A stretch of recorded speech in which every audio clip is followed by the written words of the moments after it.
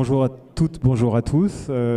Bienvenue pour cette discussion et table ronde autour du radar des territoires intelligents en transition écologique. C'est donc une présentation de cet outil sur le territoire de la métropole du Grand Paris. Peut-être en introduction, présenter nos invités, nos intervenants. Donc peut-être commencer par le cabinet Wavestone, qui réalise ce radar. Donc c'est Sarah Renard, vous êtes consultant senior pour le secteur public dans le cabinet Wavestone. Laura Ruires, qui est entrepreneur, CEO de Levy.ia et présidente de la French Tech Grand Paris, qui promeut et construit ce radar avec le cabinet Wavestone. Et enfin, monsieur le maire, Jean-Michel Genestier, qui est maire du Raincy et qui est aussi conseiller métropolitain délégué à la logistique urbaine au sein de la métropole du Grand Paris.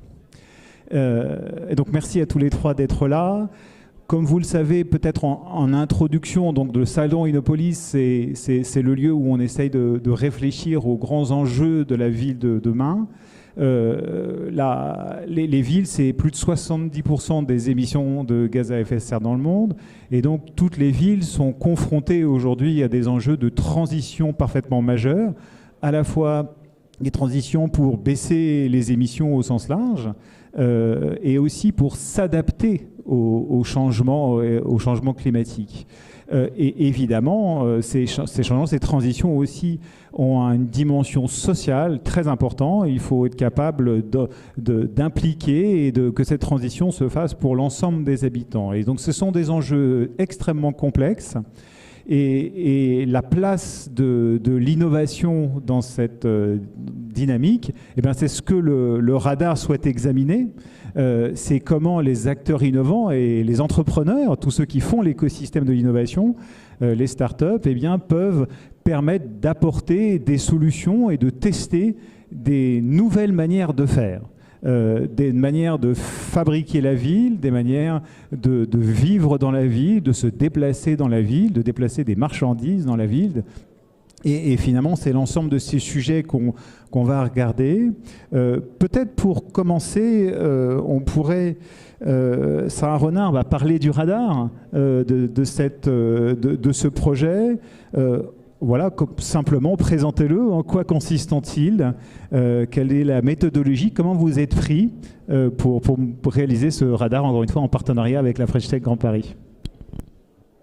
Oui, merci déjà pour l'invitation. C'est un plaisir de vous présenter ce travail que nous vous avons publié hier matin sur le site internet de Wavestone. Juste un petit mot sur Wavestone, c'est un cabinet de conseil indépendant. Nous œuvrons auprès des acteurs publics et privés pour les transformations et l'innovation sur différentes thématiques telles que la durabilité, le numérique et l'inclusion. Alors ce radar, il a commencé il y a 1 an. À vrai dire, il y avait une première version qui a fait suite à l'opération Ville de demain par la métropole du Grand Paris, toujours avec la French Tech. Et cette année, nous avons décidé de renforcer cette collaboration en nous basant sur un sourcing de la French Tech et sur les retours d'expérience du territoire de la métropole. Alors, ce qu'il faut savoir, c'est qu'au Wavestone, on a une vraie expertise radar. On a un accélérateur de start-up au sein de notre entreprise qui est là pour développer les compétences et les savoirs sur tout l'écosystème des start-up. Donc aujourd'hui, on a plus d'une vingtaine de start-up qui recensent 2700 start-up sur des domaines variés tels que le luxe, la beauté ou encore l'hydrogène ou la cybersécurité. Et ça nous aide vraiment à comprendre les grandes tendances du secteur, les innovations, mais aussi à nous inspirer de toute cette culture start-up. Concernant le radar qui nous intéresse aujourd'hui, il va venir référencer toutes les solutions qui sont là pour développer la transition écologique des territoires. Et en ça, c'est un outil qui s'adresse réellement aux territoires et en particulier aux collectivités. C'est un outil clé en main. On va voir pour chacune des thématiques que vous voyez ici un certain nombre de startups récentes, françaises, et ensuite une analyse des tendances. Ce qu'on va voir, c'est qu'en fait, la transition écologique, c'est bien sûr un enjeu très fort pour les collectivités, C'est urgent aujourd'hui de prendre en compte le réchauffement climatique, mais aussi à long terme d'ancrer cette dynamique au-delà des mandatures politiques, en incluant toujours les citoyens.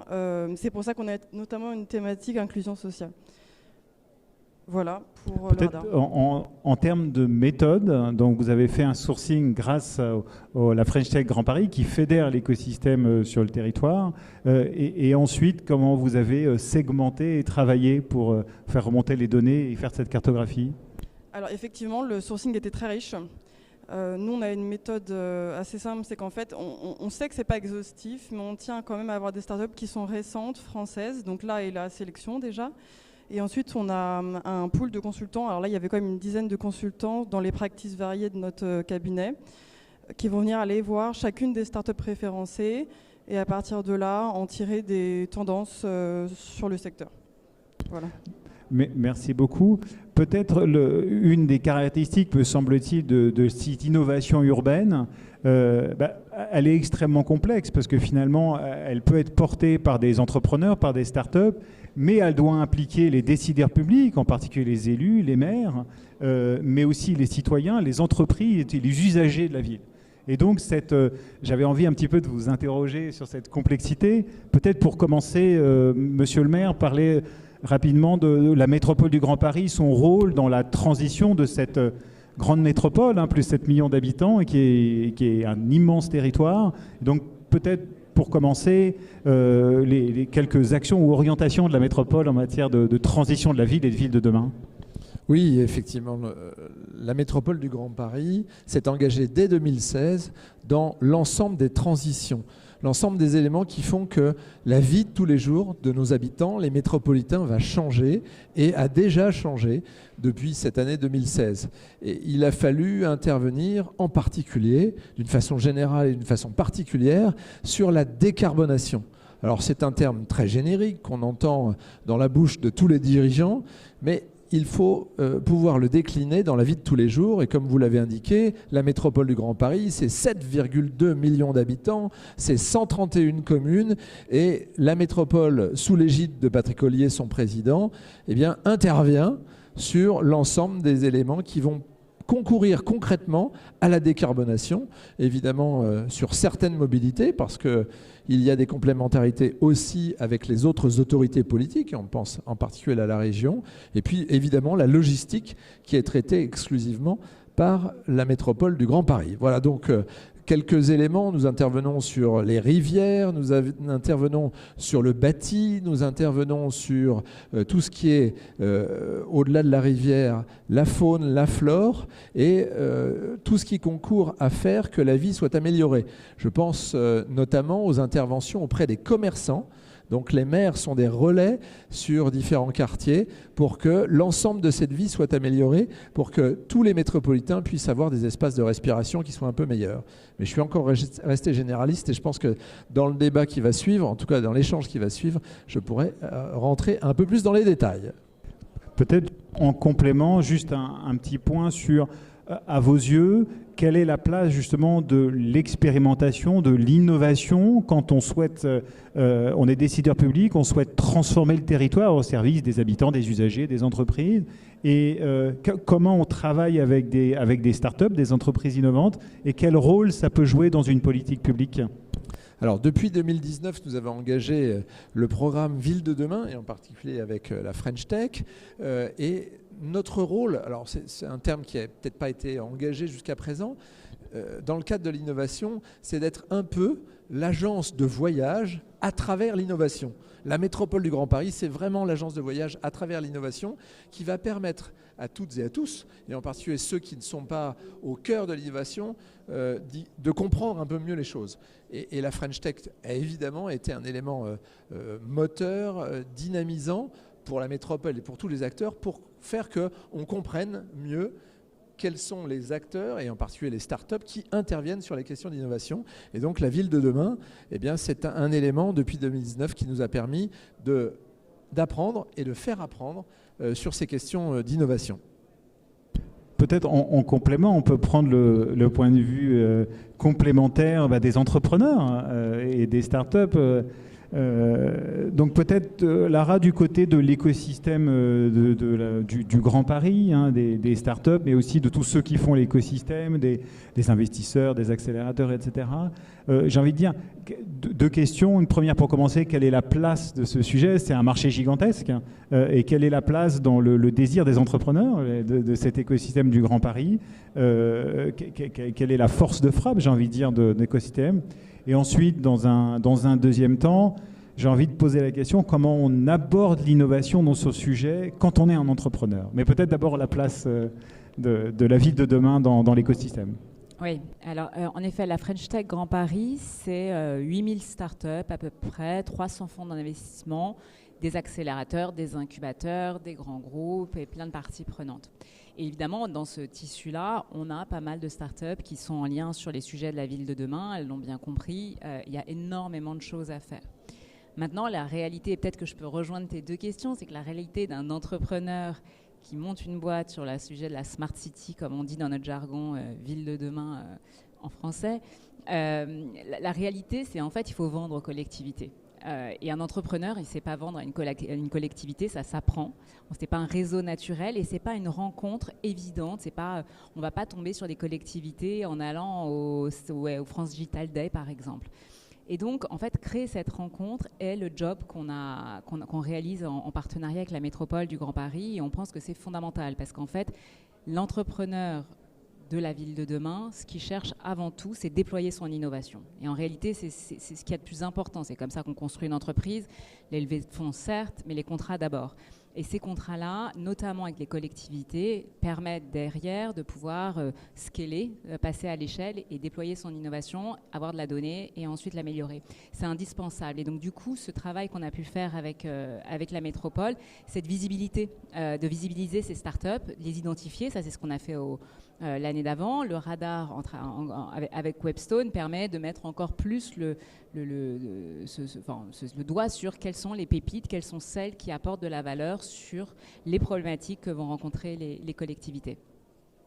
Merci. Donc effectivement, est-ce que, une petite question subsidiaire, est-ce que l'écosystème financier, les investisseurs aussi, comment ils abordent ce sujet qui effectivement a sa complexité? Oui.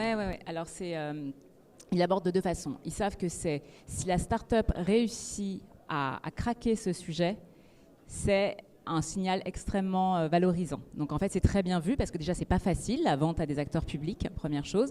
Deux, quand on arrive à le faire à l'échelle, c'est quelque chose d'assez engageant qui montre que la start-up est devenue assez mature. Donc ils le valorisent énormément. Donc ça, de ce côté-là. Et d'un autre côté, ils sont pas naïfs, ils savent que c'est dur à faire. Et c'est pour ça que ce travail qui est fait à la métropole du Grand Paris est indispensable des deux côtés, tant pour faire progresser les collectivités que pour amener les innovations de la ville de demain sur le marché à la rencontre des vrais utilisateurs, des vrais usagers. C'est indispensable.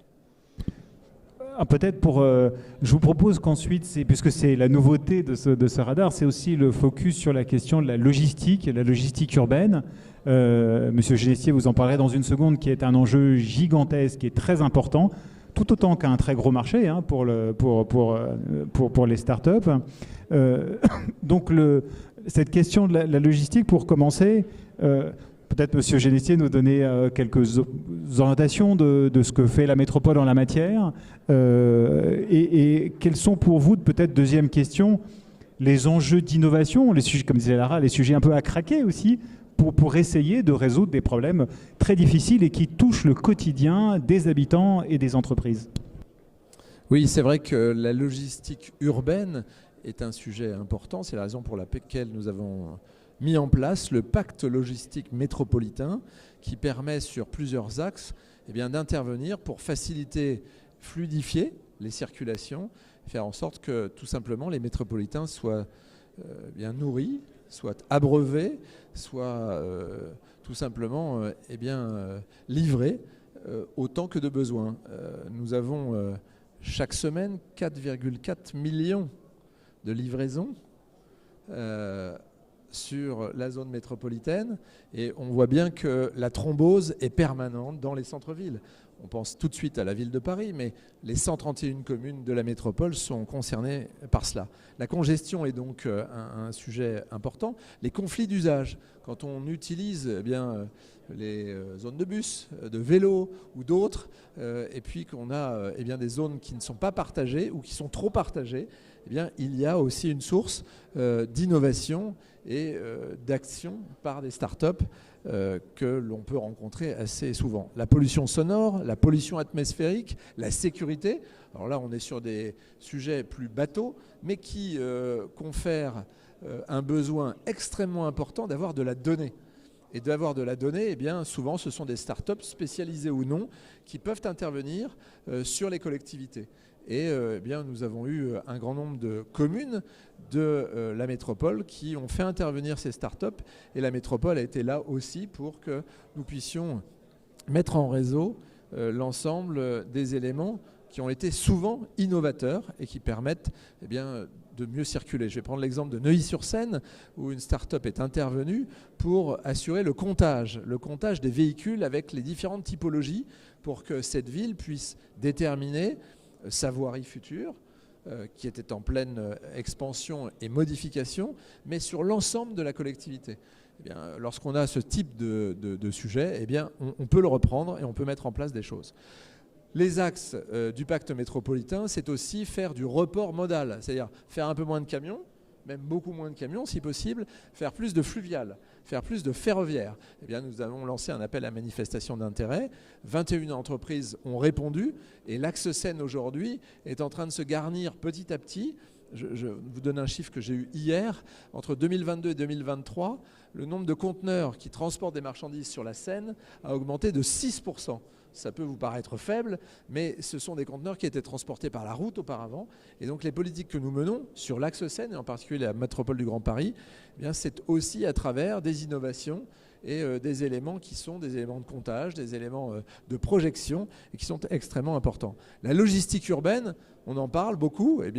Mettre des ports dans Paris, à Charenton aussi, on y était l'autre jour avec l'équipe municipale de Charenton, c'est de pouvoir faire venir de la marchandise par le fleuve et ensuite la diffuser par des véhicules dont l'impact carbone est à 0.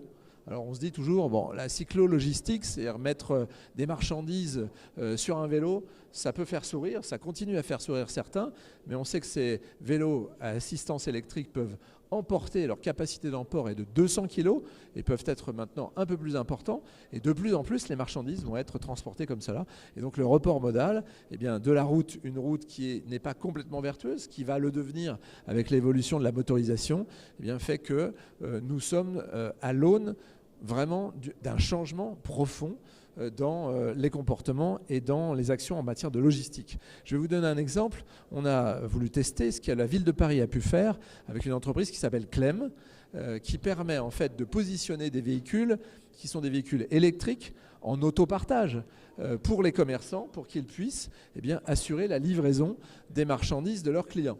Et puis le week-end, lorsqu'ils ne livrent pas, ce sont les habitants qui peuvent transporter quelques meubles, différents éléments. Évidemment, plutôt que d'avoir plusieurs véhicules, que d'avoir des véhicules qui sont souvent avec un impact carbone très important, on a aujourd'hui mutualisé dans plusieurs collectivités par l'intermédiaire d'une entreprise comme celle que je viens de préciser. Les Jeux Olympiques, c'est aussi un élément très important, mais vous alliez peut-être me poser la question. On s'est aperçu à la métropole du Grand Paris, et travaillant beaucoup sur les questions de logistique, que l'État a été parfait dans l'organisation des Jeux Olympiques. On le saura d'ailleurs dans un an, mais on a l'impression que tout est parfait. Pour l'accueil de la presse, pour l'accueil des VIP. Et puis, il y avait un sujet qui n'avait pas été traité et que nous avons traité au niveau de la métropole, c'est comment, pendant les Jeux Olympiques, on va pouvoir transporter les marchandises pour vous et moi. C'est-à-dire pour les habitants de la métropole. La logistique du quotidien pendant les Jeux Olympiques, personne ne s'y était attelé. On a réuni l'ensemble des acteurs, de la brasserie, de l'hôtellerie, des produits secs, des produits froids, de l'hyperfroid, du vêtement, enfin tout le monde y est passé, l'ensemble des fédérations, pour qu'on puisse serrer leurs besoins en termes de logistique pendant les Jeux Olympiques, pour que les populations ne subissent pas les Jeux Olympiques, mais plutôt profitent des Jeux Olympiques jusqu'au bout. Et donc c'est un élément qui aussi est une brique qui vient construire l'édifice que la métropole est en train de mettre en place et qui va permettre, grâce aux startups, grâce aux innovations, de nous aider à faire que la vie soit plus douce au sein de la métropole. Merci beaucoup. Les exemples que vous avez donnés montrent bien aussi la complexité de ces enjeux. Et plus spécifiquement, Lara, comment dans le secteur de la logistique, justement, les entrepreneurs, c'est un marché qui peut être perçu comme saturé, qui est complexe, il y a beaucoup d'acteurs déjà qui sont sur ce secteur. Quel est l'enjeu pour un entrepreneur de se positionner sur ce marché et comment il l'aborde ? Non, mais en effet, c'est un marché qui attire, sur lequel il y a beaucoup à faire, qui est certes dense, mais en même temps, il y a tellement de choses à changer qu'en fait, les innovations continuent d'arriver. Et après, il l'aborde comme n'importe quel entrepreneur sur un marché sur lequel il y a du monde. Ce qui est en train de changer concrètement, alors c'est vrai pour les startups de la logistique urbaine, mais c'est vrai aussi pour n'importe quel type de startup. C'est à l'initiative du ministre Jean-Noël Barrot, on a un nouveau programme qui s'appelle « Je choisis la French Tech ». L'idée, c'est d'inciter les acteurs publics, également les acteurs privés, à choisir des technologies françaises avant d'aller... Alors, françaises ou européennes, si je ne me trompe pas, si on n'a pas le droit à la préférence française, avant d'aller chercher des startups chinoises, américaines ou autres. Et cette dynamique-là, à mon avis, va lancer une impulsion assez forte, et j'espère qu'elle sera reprise également par les collectivités, d'aller d'abord chercher ce qu'on a sur notre territoire et qui aideront du coup les startups de la logistique urbaine à émerger peut-être. Merci beaucoup, parce que ça fait une parfaite transition sur la dernière intervention, qui est qu'effectivement, il y a une richesse du territoire métropolitain en termes d'offres. Il y a beaucoup d'entrepreneurs, beaucoup de start-up. Et comme Lara l'a dit, à un moment, c'est aussi une rencontre entre une volonté politique des élus. Et M. Genessier a rappelé aussi combien la métropole travaille auprès des élus, avec les élus, pour les emmener, leur donner envie de s'impliquer sur cette thématique de la logistique. Et donc peut-être pour clôturer, Sarah Renard, nous donner peut-être les grands enseignements sur le secteur de la logistique, qu'est-ce qui ressort de tout le travail, l'étude que vous avez faite, et à la fois comme du côté de l'offre et des enjeux qui se posent au territoire. Oui, alors en fait, ce qu'il faut savoir, c'est que déjà Wavestone dispose d'une practice spécialisée supply chain. Donc c'est un travail qui a été fait par des experts. Cette practice, elle intervient auprès de clients sur toute la chaîne de valeur de la logistique urbaine, pour transformer les stratégies et les modèles opérationnels logistiques de nos clients, publics et privés. Ce qui a été observé, c'est qu'il y a deux grands axes de travail aujourd'hui. Le premier, c'est de développer un réseau logistique vert pour le dernier kilomètre. Et le deuxième, c'est inciter la logistique inverse vertueuse, donc tout ce qui constitue les retours finalement, qui sont de plus en plus nombreux de nos jours. Et là, la collectivité est fortement impactée par ces enjeux. Déjà parce qu'elle a une obligation d'exemplarité, d'incitation de ses citoyens. Et en plus de ça, elle doit coordonner les actions sur son territoire, notamment via des leviers réglementaires qui constituent aujourd'hui évidemment la clé de voûte des réels changements. Mais il ne faut pas oublier que pour permettre ces solutions innovantes, il faut aussi que la ville mette en place les infrastructures nécessaires pour les accueillir. Donc les voies cyclables, les bornes électriques, les recycleries, etc. Donc on observe vraiment qu'aujourd'hui, le pouvoir public a une vraie capacité de changement et un vrai rôle dans la transition de ces territoires. Merci de cette présentation et d'avoir aussi confirmé, je dois dire, ce qui est une volonté de la métropole d'accompagner ces expérimentations. Je ne résiste pas à une toute petite page de publicité et un appel aux entrepreneurs. Je pense que la métropole, y compris avec la French Tech Grand Paris, a mis en place des programmes pour faciliter l'accès au territoire pour expérimenter. C'est d'une part un programme qui s'appelle Innover dans la ville, qui accompagne des projets d'expérimentation, mais aussi de passage à l'échelle sur le territoire métropolitain et qui les accompagne techniquement, en ingénierie et aussi financièrement. Donc c'est vraiment ouvrir le territoire pour oser expérimenter et tester. Et un deuxième programme, c'est le quartier métropolitain d'innovation. C'est un réseau de quartiers sur lequel des startups sont invitées à expérimenter, à tester les solutions. Merci beaucoup aux 3 intervenants, merci infiniment. Et donc, on va pouvoir se plonger dans le radar le plus vite possible. Merci encore. Bonne fin de journée.